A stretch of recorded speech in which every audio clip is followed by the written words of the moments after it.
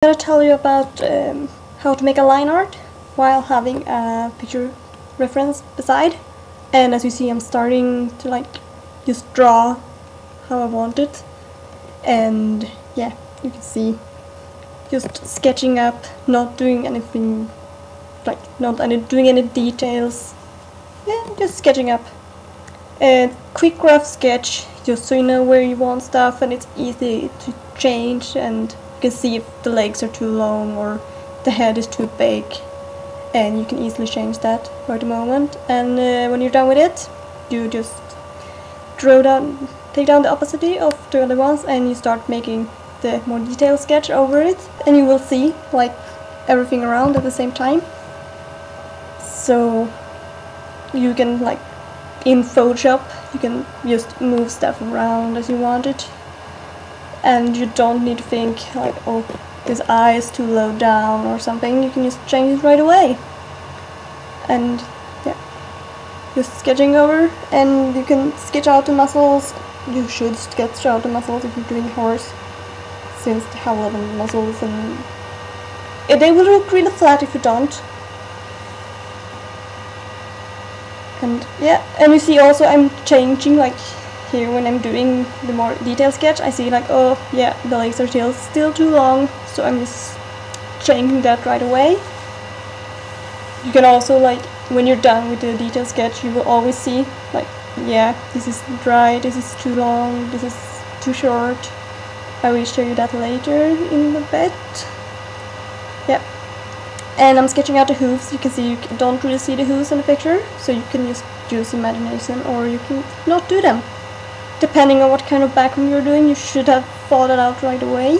But I'm not going to go through backgrounds now, so I'm just doing a detailed sketch with everything. And yeah, when you're done with the sketch, you just hide the other layer, and you will start making muscles and change where you think something is wrong.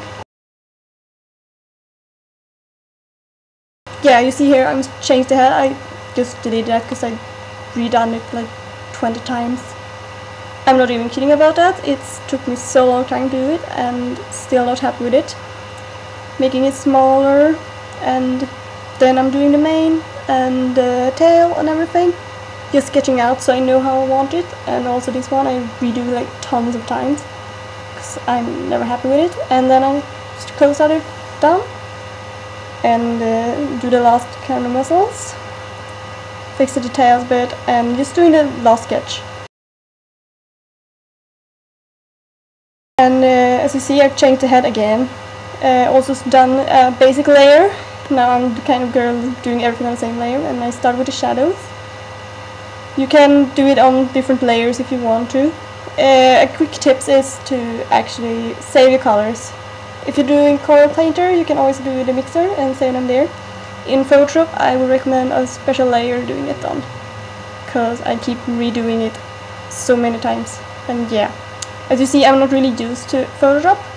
I'm actually a Corel Painter user, but mine was being a bit odd, so I decided to do a Photoshop tutorial or speed painting.